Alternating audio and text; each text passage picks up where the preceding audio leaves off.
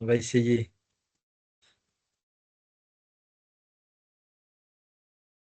Euh,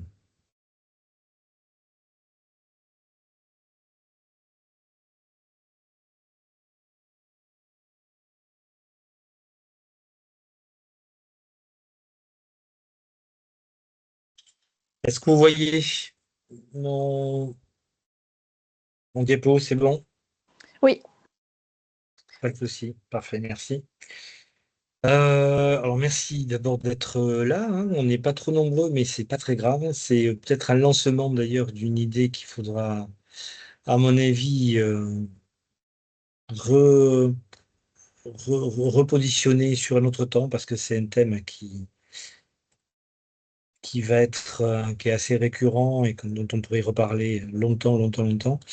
C'est le 19e webinaire et juste pour un avant-propos, c'est juste pour vous dire qu'il y a eu un double report. En principe, mois de mai et le mois de juin, c'était deux étudiants lauréats du prix mémoire étudiant qui devaient faire. Finalement, ils ont eu des contretemps. Donc, c'est aussi suite à ça que j'ai proposé au comité scientifique de lancer cette thématique-là. Ils n'ont pas dit non. Voilà, j'y suis allé. Euh, je réitère le fait que ça aurait dû être fait déjà depuis au moins un mois et demi, voire 2 mois, la création du comité scientifique officiel. Pour l'instant, c'est pas fait et le colloque non plus. Ça sera voté le 26 et 27 septembre prochain. Mais gardez quand même en mémoire la date du 30-31 mars 2027 à l'INSEP ou à l'INRIA, mais pour l'instant c'est l'INSEP. Donc le premier colloque scientifique spécifique Bennington, donc en 2027. Et puis juste pour dire que cette année, il y a 9 candidats sur le prix mémoire étudiant. Voilà, il y a 8 M2, 1, M1. Voilà, et les membres du jury sont parmi les 9, il y a 6 membres du comité scientifique, ce qui pour moi est plutôt une bonne chose. Voilà. Donc la thématique sur laquelle effectivement j'avais, en tout cas que j'avais lancé, c'était mariage nécessaire pour performer Badminton Science avec un point d'interrogation. Donc l'idée c'est pas de faire un 30 minutes plus 30 minutes derrière de discussion, c'est vraiment d'entamer peut-être la discussion.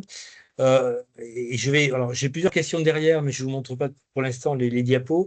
Mais comme il y a Fabien qui est là, et je sais, le connaissant depuis quand même quelques années, hein, euh, pourquoi, Fabien, toi, tu t'es connecté. Alors, je pense que c'est pas du tout pour voir mes yeux bleus et mes lunettes là.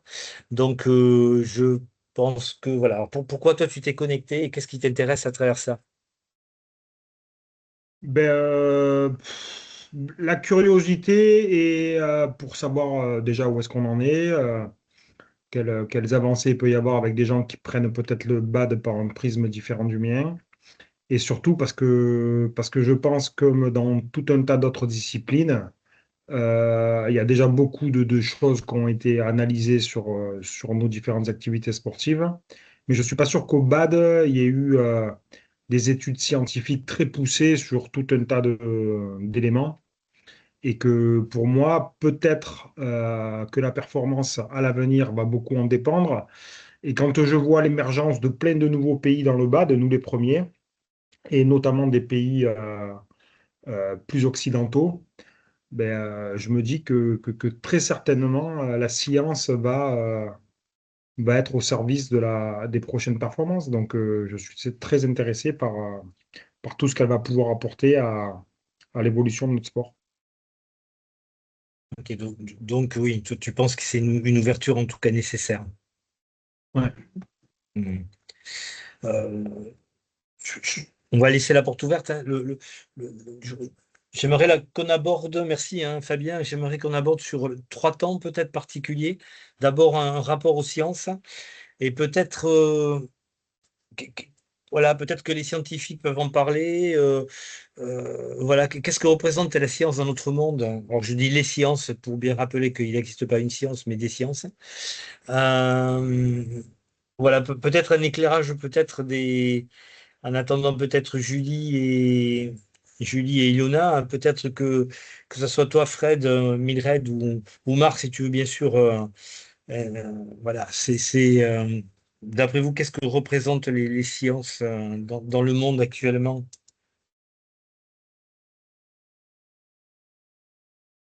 C'est un vaste, hein, je vois que Mildred sourit, mais c'est vrai que c'est vaste. Fred, ton micro, oui. Tu veux qu'on refasse le monde? Oui. Non, non, mais si on prend la définition de Larousse, ou même une définition, on sait que c'est les sciences, c'est une modalité pour voir effectivement une certaine forme de réalité et qui détermine par certaines lois, effectivement, qui détermine effectivement la vision d'un monde particulier, quoi. Voilà, mais pourquoi elle est présente? Pourquoi elle est présente depuis la nuit des temps, hein. En tout cas, elle tente, hein. Et puis, est-ce qu'elle avance, qu'est-ce qu'elle avance pas? De façon large, sans parler du Benetton dans un premier temps.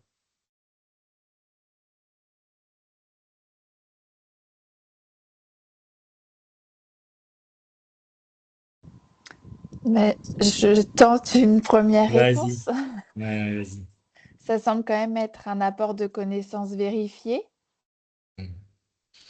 Et comme tu disais, l'importance des sciences avec cette approche, alors soit de différents domaines ou aujourd'hui de plus en plus sur cette notion plutôt d'interdisciplinarité et donc d'approche assez complexe des différents systèmes, que ce soit sportifs ou autres.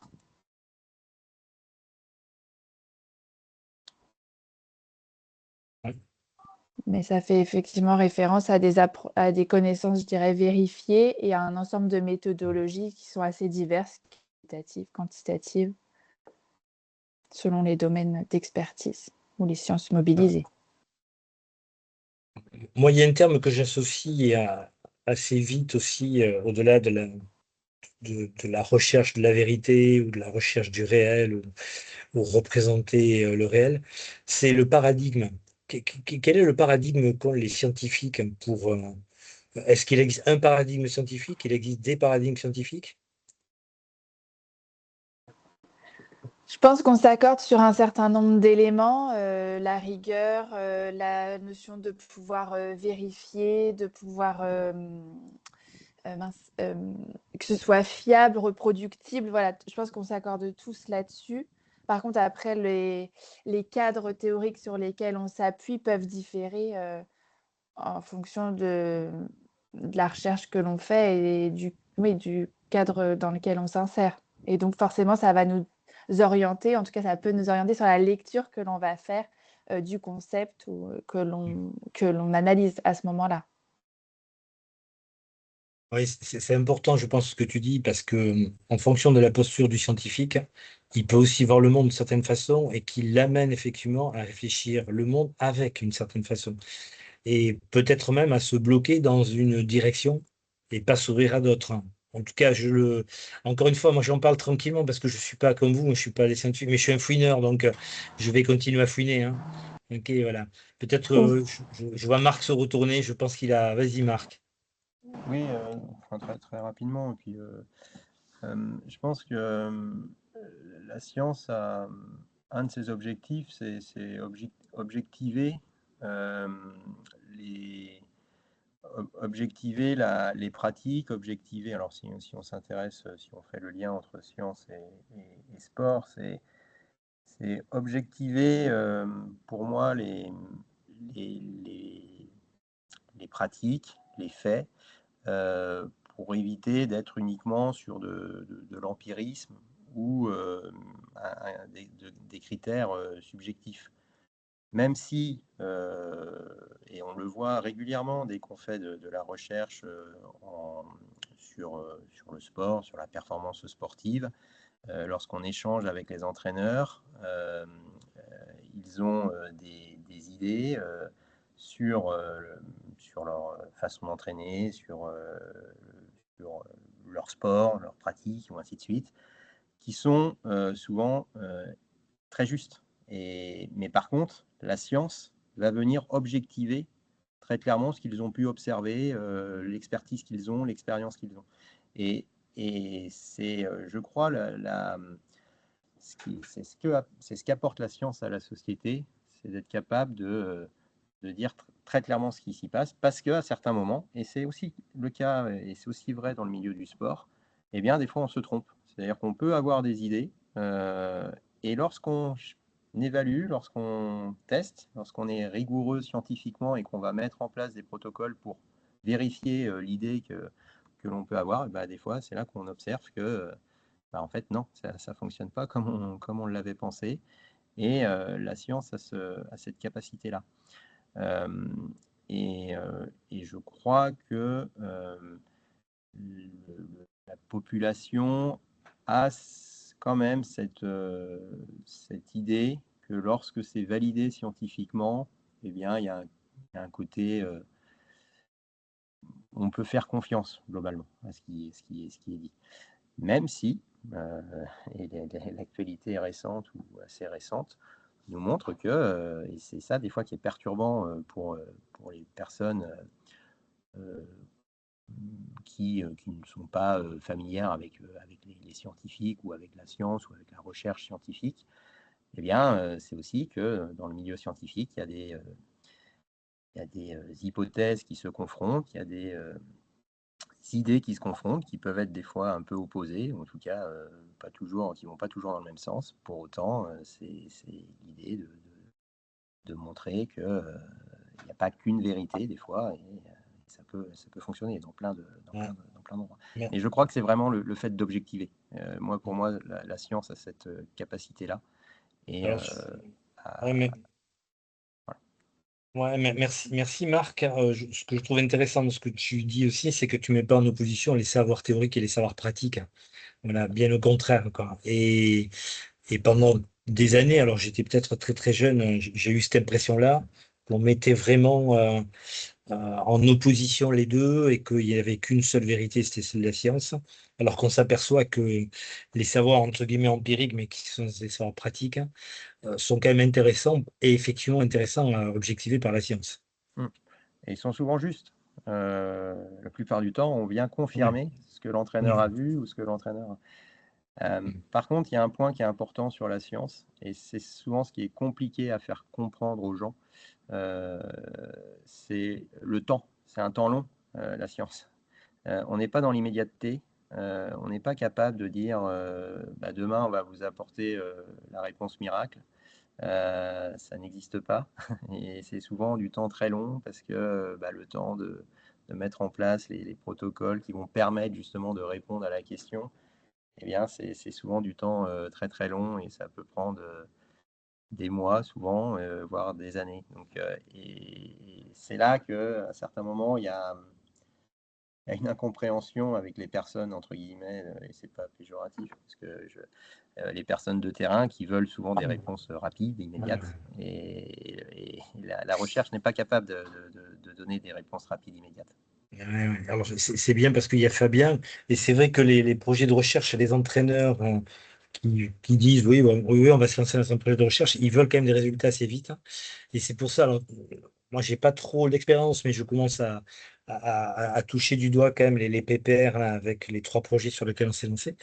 Euh, ils, dans leur projet de recherche, ils ont quand même des éléments tous les 2, 3 mois quand même qui donnent des billes un peu concrètes pour les entraîneurs pour qu'ils se rendent compte quand même que le projet de recherche, même s'il est sur 2, 3, 4 ans, petit à petit amène quand même des éléments concrets, mais même si c'est les balbutiements du concret, ça amène quelques éléments.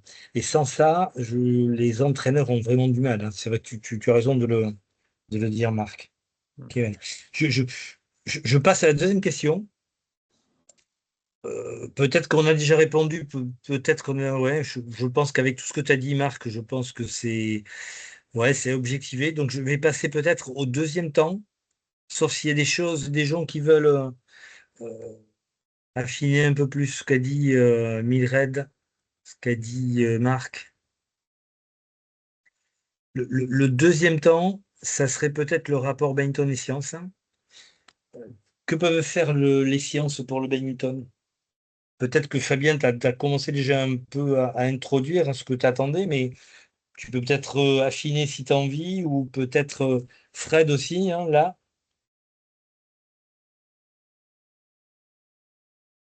Ben, c'est vrai qu'il y a tout un pan sur les sciences, plus la recherche sur tout ce qui est énergie, tout ce qu'on voit apparaître sur le terrain, tout ce qu'on voit au niveau tactique, au niveau analyse de la stratégie des jeux, où est-ce que l'adversaire il marque des points, où est-ce qu'au contraire il en perd, etc. Mais il y a aussi moi un domaine, et tu le sais très bien, Michel, qui me tient à cœur, c'est aussi les sciences humaines. C'est que on est dans la performance, elle se construit sur le très long terme. Et il y a souvent des facteurs humains qui viennent contrarier cette performance.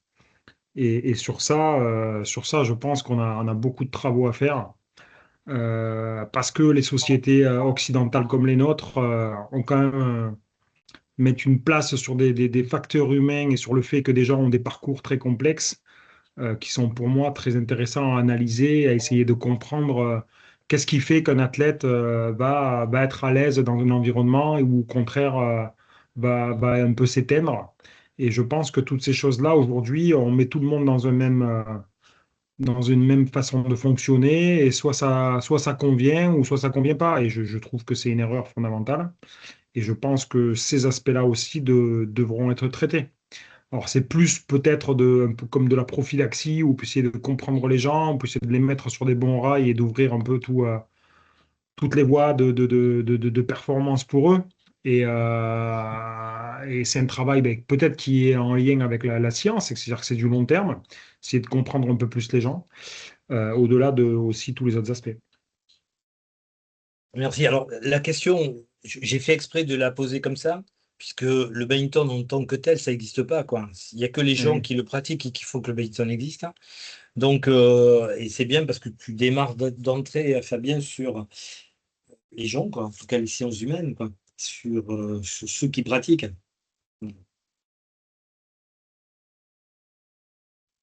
Oui, parce que pour moi, c'est souvent l'erreur qu'on fait. On part trop souvent de l'activité.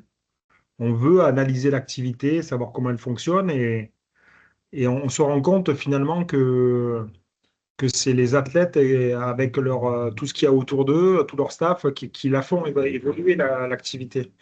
Et souvent, l'erreur que beaucoup d'entraîneurs font, c'est qu'ils font l'inverse. Et la science, elle doit être au service des personnes, et pas l'inverse. Et je trouve que ça, c'est un élément qui n'est pas assez pris en compte, et qu'aujourd'hui, on est surpris par certains parcours ou par certaines évolutions de certains athlètes, ou qui émergent. Tout à l'heure, j'en parlais, hein, il y a de plus en plus de pays occidentaux qui n'avaient pas une pratique du badminton hyper élevée, qui arrivent à être performants. Nous, les premiers, quand on regarde 10 ans en arrière, Carolina Marin en Espagne, là, on voit le Canadien Victor Lai. Ouais, c'est pas des Indonésiens, des Chinois, des Indiens, qui sont avec des systèmes très sur le nombre, où on fait de la casse, on fait de la casse, on fait de la casse, et puis à un moment donné, il y a des super champions qui sortent. On n'est pas du tout dans ces systèmes-là. Donc je pense que la place de la science, et notamment des sciences humaines, est fondamentale dans cette recherche de performance. Merci Fabien. Des commentaires par rapport à ce que dit l'homme de terrain, dit Fabien Jacob. Non, mais moi, je souscris complètement à ses propos. Il a tout à fait raison. Euh, je, je pense plus C'est, globalement que c'est alors, une démarche. pardon, c'est qui parle parce que j'ai plus C'est Marc, l'image. pardon. C'est Ah, Marc, pardon, pardon. oui, pardon, Marc. Excuse-moi, Michel. Non, je disais que je souscrivais complètement aux propos de Fabien. Excuse-moi, Fabien, je te tutoie, mais euh, parce que c'est tout à fait juste. Après, moi, je suis dans une démarche plus globale, et ce qu'a dit Mildred en introduction. Je crois pas que le sportif est plus important que l'activité ou ainsi de suite. Je pense qu'il faut qu'on ait une recherche qui soit globalisante sur l'ensemble, en prenant en compte les aspects psychologiques, les aspects physiologiques, les aspects biomécaniques, les aspects sociaux. Plus la démarche elle sera globale, plus on sera capable d'apporter quelque chose à la discipline. Et que peuvent faire les sciences pour le badminton? C'est tout simplement améliorer la performance des joueurs et des joueuses. Et ça rentre par l'ensemble des déterminants de la perf que j'ai cités précédemment. Et ce qui est intéressant, alors j'ai parlé du temps long tout à l'heure, mais ce temps long, il est vrai aussi, les chercheurs vont apporter des résultats qui vont peut-être être un peu différents de ce que peuvent penser les techniciens et tout. Et on observe aussi un temps très long entre l'appropriation de ces résultats et la mise en place directe sur le terrain. Et il faut quasiment, et c'est ce qu'on observe, mais dans toutes les disciplines, en santé, c'est la même chose, et je prendrai un exemple ensuite, c'est quasiment entre 15 à 20 ans de délai entre le moment où il y a le résultat scientifique qui sort et l'impact sur le terrain, sur la pratique, que ce soit une pratique sportive ou la pratique de santé. Je prends un exemple sur la santé, rupture des ligaments croisés. Depuis 20 ans, la science dit que avant l'opération, il faut renforcer le muscle. Après l'opération, il faut renforcer le plus tôt possible, quasiment dès le 2-3e jour post-opération. Et seulement aujourd'hui, on a ça dans les protocoles de kinésithérapie qui sont quasiment offerts à tout le monde. Et ça a mis, on a mis 20 ans quasiment à faire ça. Et donc, c'est des petites choses comme ça qui font que... Donc, il y a ces délais qui sont importants. Pour autant, lorsque ça se met en place, ça met en chose, ça améliore la performance et c'est intéressant. Et c'est l'exemple que je prenais l'autre jour avec Vincent Laigle, ce que vous commencez à mettre, ce que vous avez mis en place, la Fédé, là, sur les OTTHN, alors le haut, je ne l'ai plus, mais pour le haut niveau, là, les guides là, pour le haut niveau, eh bien vous avez repris en main des données qu'on avait sorties sur un projet ministère des Sports, un projet de recherche qu'on a sorti en 2015-2016. Et donc, moi, je suis très heureux de voir que 10 ans après, ça arrive dans les guides de la Fédé pour améliorer l'entraînement, la perf et tout. Et ça a mis 10 ans, mais ce n'est pas un problème parce que c'est comme ça tout le temps. Je dirais même, Marc, que ça fait 15 ans parce que la structuration aussi des clubs, des écoles, alors Fred, tu pourras en parler mieux que moi, a fait que s'il y a des résultats, il y a eu aussi effectivement, et c'était long. Moi, j'étais au Crêpes à ce moment-là, j'avais quitté la fédération, mais je sentais bien qu'il se passait des choses au sein de la fédération avec les écrits, mais aussi avec des choses concrètes qui se passaient sur le terrain dans les différents clubs, quoi. Et alors, club, les pôles espoirs aussi, les pôles France Relève aussi, et qui fait que s'il y a des résultats aujourd'hui, c'est pas pour rien. Et comme tu dis, le chemin, il est long, quoi, et il n'est pas fini. Et il ne sera jamais d'ailleurs fini, mais il est hyper long. Et est-ce que, merci Marc, est-ce que les sciences peuvent pas aussi apporter de l'ouverture d'esprit aussi, même si c'est long, pour les entraîneurs et les athlètes aussi, mais je veux dire pour les entraîneurs. Est-ce que ça permet pas aussi à ceux qui veulent bien sûr être ouverts à des possibles derrière leurs propres connaissances, à ce qui reste un peu ouvert au monde mouvant qu'est le vivant, quoi. Si, évidemment, c'est sûrement peut-être la première finalité des sciences, c'est faire réfléchir. Et donc, oui, ça peut être qu'une ouverture et qui peut faire réfléchir sur les pratiques. À 100%, d'accord avec ça. Parce que je me suis souvent posé la question de se dire comment on peut rendre les gens curieux. Alors, est-ce qu'on est curieux? Franchement, je ne sais pas, j'ai pas de réponse à ça. Est-ce qu'on peut devenir curieux? Je pense que oui. Je pense qu'il y a des gens, c'est plus difficile que d'autres, mais voilà. Et pour moi, les sciences, c'est un élément, tu vois, qui peut permettre à une certaine ouverture, avec difficulté sans doute, hein, parce qu'il y a des sciences qui, pour moi, sont difficiles, pour d'autres aussi, sans doute. Enfin voilà, je pose une question en même temps, quoi. Voilà,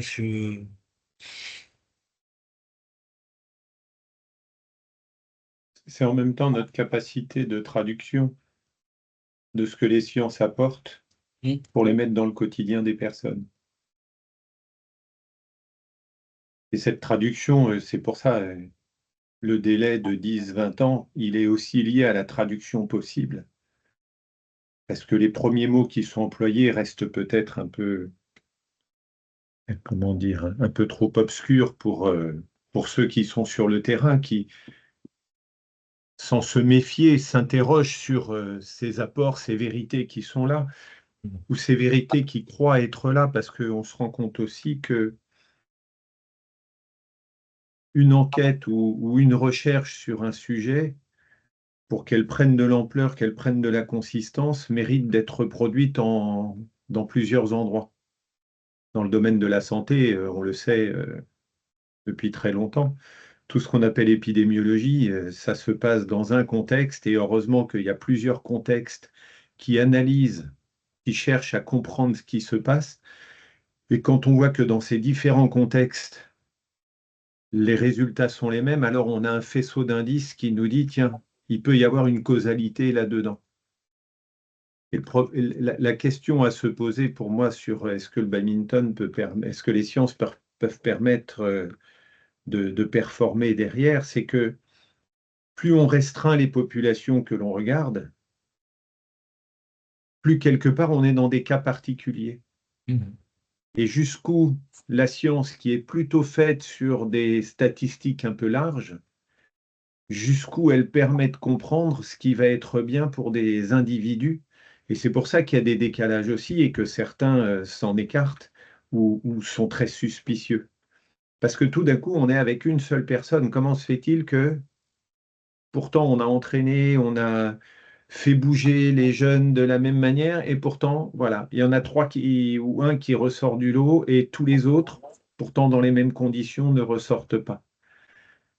Donc des dimensions pédagogiques qui méritent d'être explorées peut-être plus avant, des dimensions d'environnement de chaque personne qui méritent d'être explorées plus avant. Et on voit bien tout ce qu'a dit Fabien sur la dimension humaine et sociale, voire sociétale à un moment, est majeure là-dedans. Mais pour moi, toute la difficulté, c'est d'arriver à s'appuyer sur les sciences pour comprendre comment, pour un individu donné, on peut arriver à, à le faire aller encore un petit peu plus loin dans ce qu'il est capable de faire.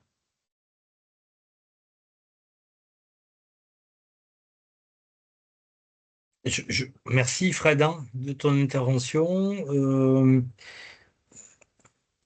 Ouais, j'aime bien cette idée de traduction, effectivement, là aussi, mais ça rejoint un peu ce que disait Marc, hein, il faut aussi du temps pour traduire et retraduire. Et effectivement, je prends juste un exemple, quand Fernando Rivas est arrivé et qu'il a présenté sur sur le clinique, hein, effectivement, son approche effectivement avec des gamins lambda qui touchaient tranquillement le volant, mais pas non plus des athlètes de haut niveau. Il y a des gens effectivement qui étaient suspicieux sur sa façon de faire avec les gamins. Voilà. Et alors c'est très très étonnant parce que c'est quelqu'un qui a réfléchi à l'activité. Il a obtenu quelques résultats. Alors ça, les mauvaises langues diraient avec une seule personne. Mais en tout cas, sa démarche, elle était quand même assez profonde et en tout cas plutôt réfléchie. Et les premiers temps et les premières choses que j'ai entendues dans l'auditoire, c'est non, non, il se trompe, quoi. Voilà. Et c'était très étonnant. C'est pour ça que je parle, et Marc, j'ai posé la question et tu as répondu. Il y a des gens qui sont réticents d'entrer. C'est-à-dire que comme s'ils ne faisaient qu'entendre, mais pas écouter. Voilà, donc je suis toujours. Voilà. Et cette retraduction, hein, dont tu parles, Fred, merci de l'avoir mentionné parce qu'effectivement, ça aussi, ça demande du temps, quoi. Je- autre question. Est-ce que la performance en badminton de demain se compte qu'avec les sciences?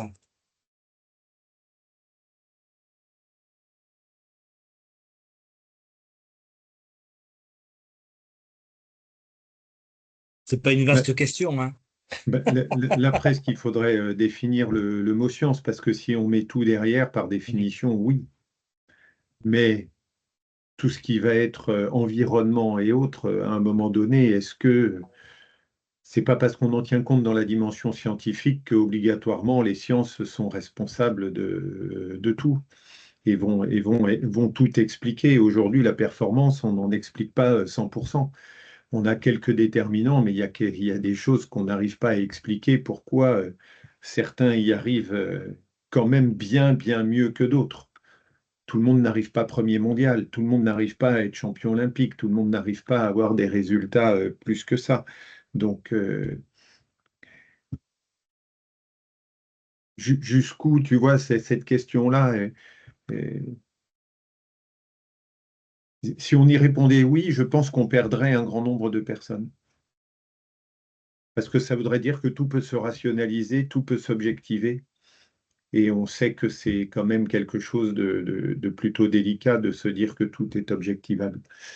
Jusqu'où c'est vrai. Merci Fred. Les collègues, hein, qu'est-ce que vous en pensez? Moi, je veux bien donner mon avis. C'est Julie, hein? Oui, oui, oui, c'est bon. Oui, Du coup, je suis salut, Julie. désolée, hein, je suis arrivée en retard. Comme je Pas de t'avais dit, souci, je ne pouvais pas pas de faire souci. beaucoup mieux. Ouais, pas de souci. Donc, j'ai manqué un peu le début des échanges, mais bon, je vais rebondir directement sur cette question. Ouais, ouais. C'est vrai que c'est multifactoriel, la performance, et son explication. On peut expliquer la performance par les sciences, comme les sciences peuvent contribuer à la performance. Et si on regarde, je vais encore prendre mon regard historique, l'histoire de la construction de l'entraînement, c'est de l'empirisme initialement qui se nourrit au fur et à mesure des sciences. Et on ne peut pas nier qu'aujourd'hui, la performance de haut niveau, elle se nourrit des aspects scientifiques, même si les entraîneurs n'en ont pas forcément conscience. Ça a été une construction progressive par les apports d'abord des sciences de la vie sur tout ce qui est déterminant physiologique de l'entraînement, etc. Puis les apports de la biomécanique. Et puis aujourd'hui, on s'intéresse de plus en plus aux sciences humaines avec les datas qui vont être complexes, qui croisent les différents domaines. Et les entraîneurs, finalement, vont s'en nourrir. Pas tous. Certains fonctionnent sur leurs habitudes, mais leurs habitudes sont nées d'une formation et ces formations se sont nourries des sciences à un moment donné, avec de plus en plus d'apports diversifiés des sciences. Et il y a, de ce que je sens quand j'interroge les différents DTN, les différents entraîneurs nationaux, on a de plus en plus cet apport scientifique pour optimiser la performance. Et ça, dans les STAPS, de toute façon, on est aussi sur cette longueur d'onde, comment les sciences peuvent nourrir notre approche de la performance. Et évidemment, elle a des facteurs qui ne sont pas rationalisables avec l'inné, le talent individuel, la force mentale de l'athlète, mais ça peut aussi se chercher par les sciences. Quand on se dit que dans les pays asiatiques, ils sont un peu plus hermétiques aux méthodes scientifiques, ça s'approche par un aspect culturel. Et on peut l'expliquer par un aspect culturel pour comprendre aussi leur engagement. Donc il y a toujours une intervention des sciences, du moins de notre point de vue, pour soit expliquer la performance, soit l'optimiser. C'est comme ça que je vois les choses. Et effectivement, ben, on est dans une sorte de course à la performance qui, pour moi, se nourrit des avancées scientifiques, même si tout le monde ne s'en rend pas compte. Merci Julie. D'autres commentaires?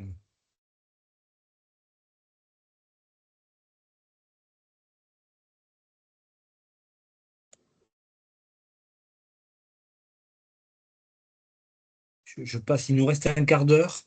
Non, mais par rapport à cette dernière question, moi, ma vision, c'est de dire oui.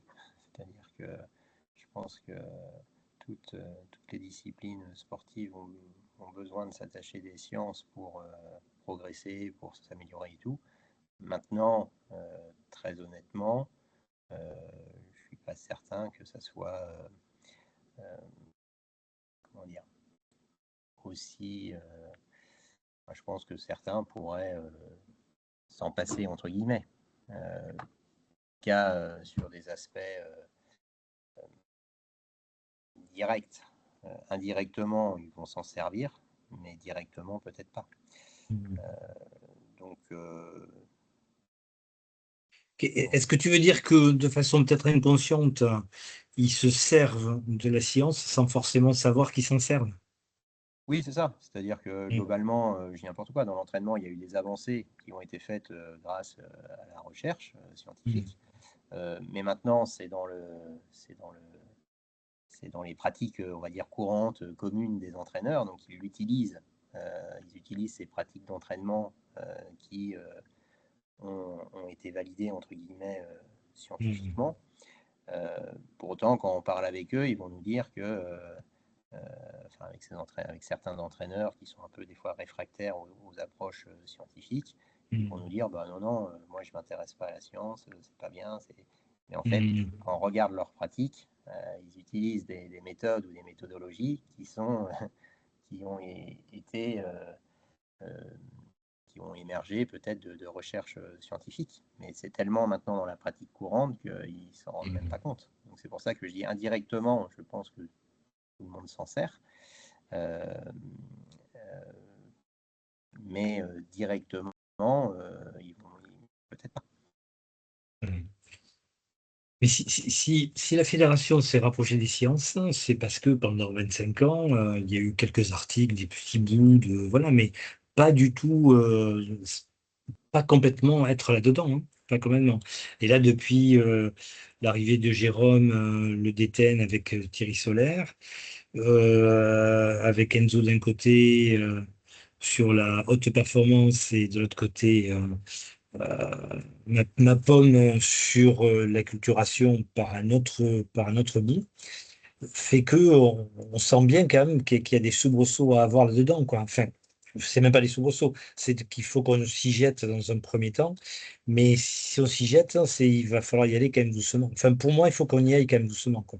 Parce que sinon, on peut être aveuglé euh, par la science. Voilà. Et il y a certains entraîneurs qui sont déjà aveuglés pour moi par les datas et parce que les datas disent ça, ben, automatiquement, euh, c'est la vérité vraie et j'en veux pour preuve. Alors, je ne suis pas un spécialiste de la terminologie, mais le terme prédiction me fait peur et je préfère le terme prévision. Comme si dans le terme prévision, il y avait une ouverture, alors que dans le terme prédiction, il y a pas d'ouverture possible, quoi. C'est les choses qui sont dites en amont et ça peut être que la vérité vraie. En tout cas, moi, ce- en tout cas, pour moi, il faut faire attention de temps en temps aux mots qu'on peut utiliser, quoi. En tout cas, j'ai plus entendu sur la haute performance la notion de prédiction que de prévision, jusqu'alors, en tout cas.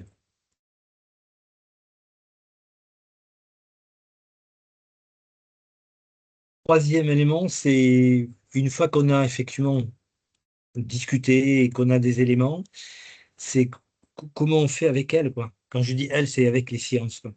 Mm. Comment on fait d'après vous une fois qu'on a ces données-là scientifiques?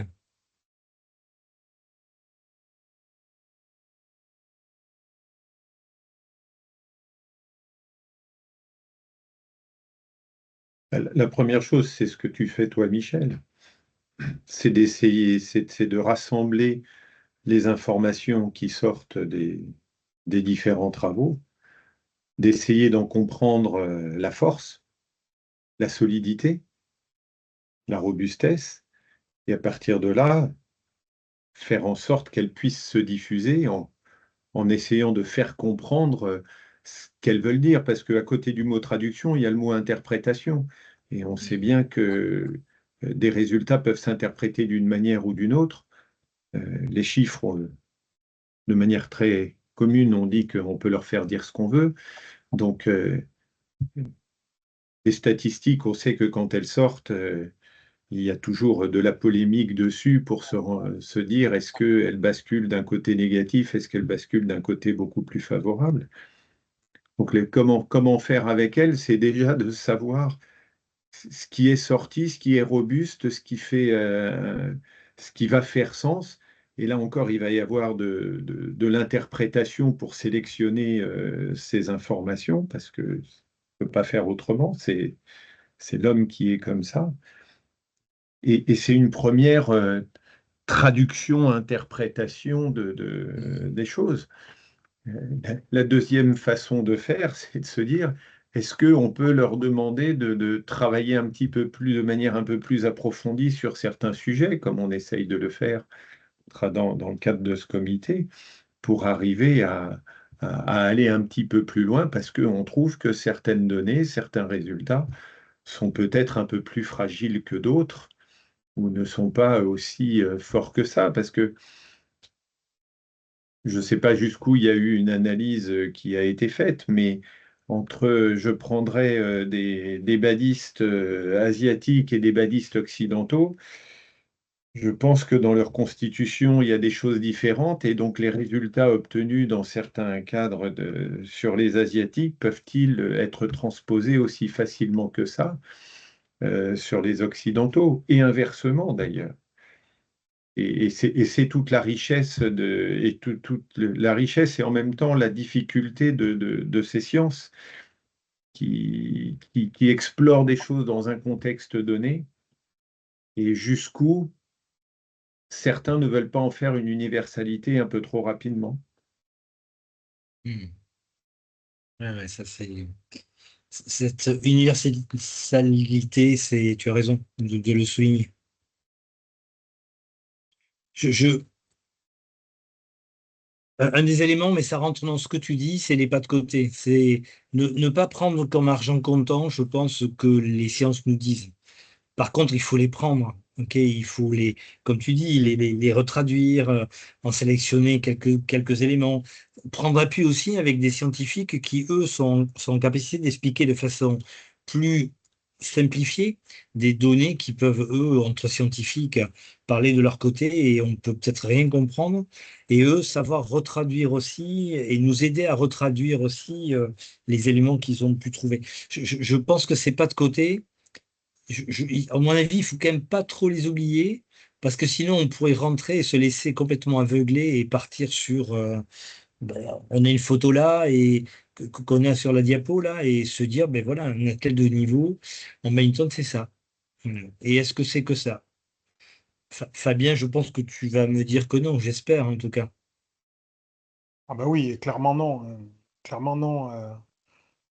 Moi, ce qui me, ce qui me fait un peu réfléchir dans tout ça, c'est que la plupart des entraîneurs, en tout cas ceux que je connais, ceux dont on me rapporte leur façon de fonctionner, ont plutôt, euh, ont plutôt du mal avec les nouveaux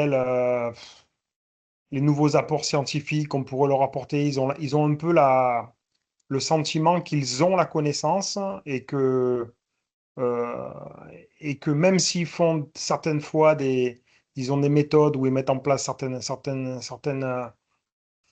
choses qui leur semblent être les bonnes, quand ils apprennent que finalement il y a certaines sciences, quelles qu'elles soient, qui peuvent vraiment remettre en question leur façon de fonctionner, ça les fait pas trop bouger.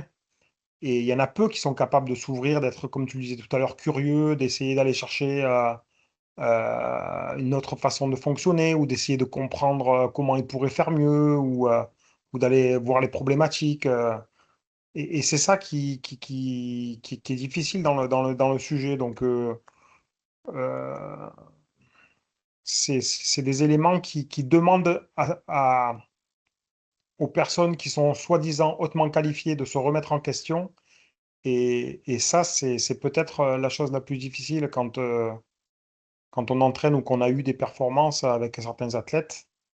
Parce que pour l'instant, en France, les entraîneurs qu'on a eus, qui ont un peu donné le là sur allez, on va dire les 15 dernières années, c'est pas forcément des entraîneurs qui ont réussi avec pléthore d'athlètes sur plusieurs générations. Et comme pourrait l'être, par exemple, un Park Jo-bong qui est resté au Japon pendant presque une vingtaine d'années et qui maintenant est à nouveau avec la Corée. Et c'est quelqu'un qui a réussi avec tout un tas de joueurs différents. Alors après, je connais pas assez le sujet pour savoir si ça vient de lui ou pas, mais en tout cas, il a plutôt un profil comme ça. Nous, aujourd'hui, ce qu'on a, ils sont pas dans ce style-là. Et c'est ça qui est difficile à percevoir.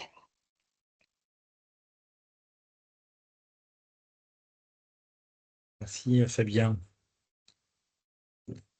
D'autres commentaires?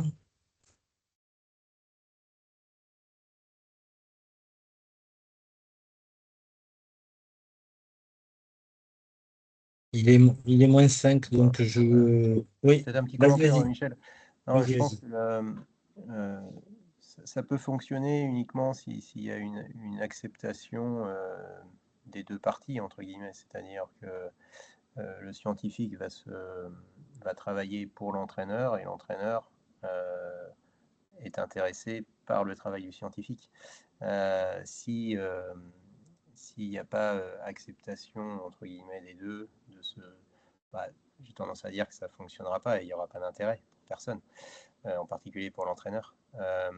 Donc, et ce que décrit Fabien, bah oui, nous on l'observe dès qu'on va faire des recherches sur le terrain. On a ce profil un peu d'entraîneur qui, entre guillemets, sont persuadés que ce qu'ils font, c'est bien, et c'est peut-être le cas, je ne remets pas en question ça, et qui ne sont pas très ouverts lorsqu'on leur apporte des données qui potentiellement pourraient leur permettre peut-être de faire encore mieux.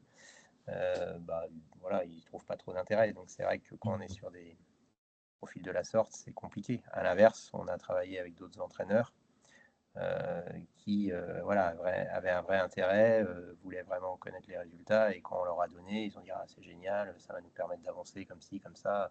Voilà. Et cette acceptation, elle est importante, à mon avis. Et Tu as derrière, raison.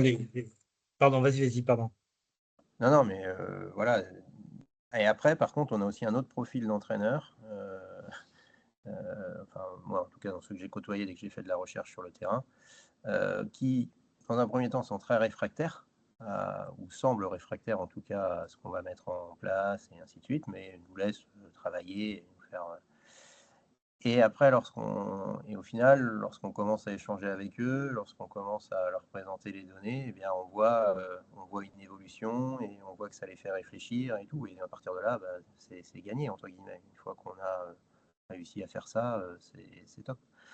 Donc voilà, mais quand c'est imposé à quelqu'un, c'est vrai que les conséquences sont moins bonnes, quoi. Les résultats sont moins bons, en tout cas. Ouais, c'est c'est ce qui a fait un petit peu capoter certains projets du PPR 1. Ok, c'est-à-dire des entraîneurs qui étaient ou d'accord et puis finalement pas d'accord à l'arrivée, ou pas d'accord d'entrée, ou des athlètes qui n'étaient pas au courant qu'il allait y avoir un projet de recherche. Voilà, donc ouais, tu as raison. Il faut que les deux soient quand même sur la même longueur d'onde, avec des envies partagées. Peut-être pas les mêmes, pas complètement les mêmes, hein, mais qu'elles soient partagées pour effectivement pour un mieux pour les athlètes. Et juste le projet sur nous, enfin, on est sur 3 projets PPR là, sur lesquels on est. Il y en a un qui a commencé déjà à se lancer sur le para, sur le sommeil. Sommeil, récupération et performance. Et ça a commencé, mais c'est les athlètes qui ont fait remonter quand même à Elisa une problématique de sommeil qu'elle avait bien sentie. Et quand ce projet-là est arrivé, c'était assez facile pour Elisa, les entraîneurs et les athlètes potentiels, à fort potentiel olympique sur Los Angeles, à jouer le jeu. Et ils ont joué le jeu déjà sur la première semaine à Mulhouse, là, la semaine dernière, quoi. Donc ça rentre maintenant dans ce que tu dis, Marc. Ok, je continue. On a parlé du paradigme, voilà, pour penser le monde, pour penser le vivant, je pense que pour moi, c'est Excuse-moi, Michel. Oui. Tu as Aurélien qui levait la main, donc Ah, pardon, j'imagine que non, mais c'était je ne vois pour plus, là, j'ai que mes rebondir sur ce que diapos. tu disais. Oui, vas-y. Vas-y, Aurélien, Non, pardon, Aurélien. ouais, merci Mildred de me donner la parole. Du coup, bonjour à tous. Je voulais revenir par rapport à cette liaison, et c'est vrai qu'on l'a plusieurs fois évoqué. C'est les canaux de diffusion entre les résultats des projets de recherche et comment ils peuvent arriver jusqu'au terrain. Donc, on a mis en avant le fait que c'était sur un temps long, forcément, mais je pense que ça nécessite aussi de la communication. Donc, c'est ce que tu fais, Michel, à ton échelle. Mais ça demande aussi, je pense, de venir sur les territoires pour que les collègues soient formés aussi de façon plus concrète, plus proche d'eux. Et finalement, je pense que c'est la curiosité, c'est sûr qu'elle elle s'éveille, mais elle s'éveille aussi en venant proposer là de façon très très locale, je pense des résultats. Et autre remarque, je pense que ça porte aussi sur les sujets des projets de recherche. Forcément, quand les sujets sont proposés par les techniciens ou les entraîneurs, des fois, ça donne aussi parfois, je pense, peut-être plus d'écoute, contrairement aux projets qui seraient peut-être des fois considérés comme hors sol ou loin des préoccupations de terrain. Merci Aurélien, merci Mildred. De rien. Non, mais Ouais. ça rejoint ce que Michel, tu dis souvent, il y a un double aspect, il y a à la fois la notion d'acculturer à la science et à la fois prendre conscience que la science permet de répondre à des questions de terrain. Et donc, je trouve que effectivement l'aspect local, montrer ce qui se fait est important et et montrer que la science peut répondre à des questions de terrain et que c'est pas hors sol, c'est primordial, effectivement. Je continue. Pour moi, tout ça, c'est juste pour ne pas oublier qu'il y a le phénomène de contingence, l'émergence et la singularité et l'incertitude de l'émergence de la performance. Je pense que ça peut éclairer, mais il faut quand même pas oublier que le jour J, il y a tellement de choses on parlait du multifactoriel, alors il y a du multifactoriel en amont, et puis il y a le multifactoriel sur le pendant, et là, de temps en temps, il y a tellement de choses qui rentrent en ligne de compte qu'on ne peut pas maîtriser. Je pense qu'il faut quand même pas oublier ce genre, mais je pense que personne ne l'oublie, hein. Fabien, toi qui es sur le terrain plus souvent que moi maintenant, enfin voilà, je pense que le comment faire, hein, c'est aussi se dire ne pas oublier certaines choses quoi, sur cette fameuse émergence, quoi. Voilà. Je termine par trois livres possibles, hein. Je pense que tout le monde connaît, sauf peut-être le dernier. Le premier, François Bigrel, je pense que tout le monde connaît, ou la plupart de gens connaissent, mais c'est pour tenter effectivement d'avoir un pas de côté sur la performance et sportive, mais humaine dans un premier temps. La notion de rencontre, alors je pense que Fred, tu vas rigoler, mais bon, voilà, on a beaucoup parlé de ça avec Fred sur la notion de rencontre. Charles Pépin, donc philosophe, qui a beaucoup parlé, et à travers ce livre, il parle des différents chemins de la rencontre avec les aspects plutôt positifs et négatifs aussi de la rencontre. Je rappelle pour ça que Montaigne disait que la vie n'est qu'une histoire de rencontre. Voilà, et je pense qu'il faut quand même pas l'oublier quand on est entraîneur. Les chercheurs, je pense que vous ne l'oubliez pas, mais les entraîneurs de temps en temps, on peut l'oublier. Et le livre que j'ai fait passer l'information aux collègues du comité scientifique, Jean-Paul Badoza, qui est un ancien collègue du Krebs de Bordeaux et qui a écrit, bon, qui est à la retraite maintenant, et qui a sorti un livre qui sort aujourd'hui. Voilà, vous pouvez le commander en librairie si vous voulez, voilà, sur performance humaine et sport de haut niveau. Voilà, voilà, je termine par ça. Je vous laisse peut-être conclure, si vous voulez. Moi, par rapport à ce que vous avez dit, je retiendrai quand même la notion de temporalité dont a parlé Marc, la notion de traduction, d'interprétation et de sélectionner effectivement les données scientifiques qu'a abordé, Fred. Euh, Toute l'ouverture et tout l'éclairage demandé par le monde du terrain grâce aux sciences apportées par Fabien. Ok, et peut-être dire que finalement, les sciences, c'est un appui pour les savoirs pratiques, et que les savoirs pratiques, c'est aussi un appui pour les sciences. Voilà moi ce que je dirais c'est même pas une conclusion, quoi. C'est peut-être un début à autre chose pour un prochain webinaire, en tout cas, j'espère. Est-ce que vous voulez rajouter quelque chose, vous, sur ce temps qu'on a eu, à la fois court et court, enfin trop court pour moi, mais bon, voilà. Je vous laisse la parole. Merci de l'avoir organisé, Michel, tout simplement. Ouais, moi c'est ça, c'est un grand merci pour ce temps, je trouve que c'est intéressant. Je voulais juste savoir, c'était quoi le listing de diffusion qui était convié à ce temps d'échange? Alors, listing diffusion, c'était la C3D, juste les quelques quelques mails que m'a donné d'ailleurs Aurélien. Après, il y a tout un panel. En tout, il y a 169 personnes, DE, DES, cas techniques.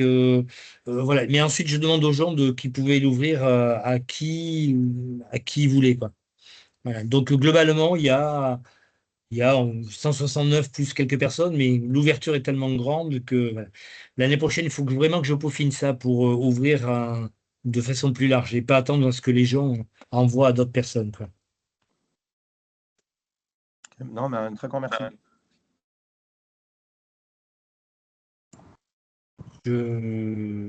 Voilà, je vous revois enfin. Ok, bien, Marc, je te remercie d'avoir assisté, hein. Tu ne devais pas assister jusqu'au bout, mais finalement, tu es resté là. Donc, merci à toi. Mildred, ravi. Julie, je crois, elle est repartie. Fred, Aurélien, merci d'avoir été là. Merci de m'avoir envoyé les adresses. Et j'ai envoyé effectivement à ces adresses-là. Je vais dire que les gens ont tellement de choses à faire que ben, ils ne pouvaient pas. Je vous vois manger en même temps. Moi, je vais y aller maintenant. Fabien, super, tu as représenté le terrain et on se connaît depuis très longtemps. Donc, je sais ce qui t'intéresse sur le haut niveau et je sais ce qui t'intéresse aujourd'hui encore plus. Merci d'avoir été là. Merci à toi, Michel. Merci, Bye Michel. bye, mais Merci à tous. pour moi, c'est qu'un premier volet. Il va y en avoir d'autres, hein. Voilà. Merci beaucoup. Merci. Bye Merci, bye. Allez, à Michel. bientôt. Bye. Allez, bon Bye. après-midi. Ciao, ciao. Bye.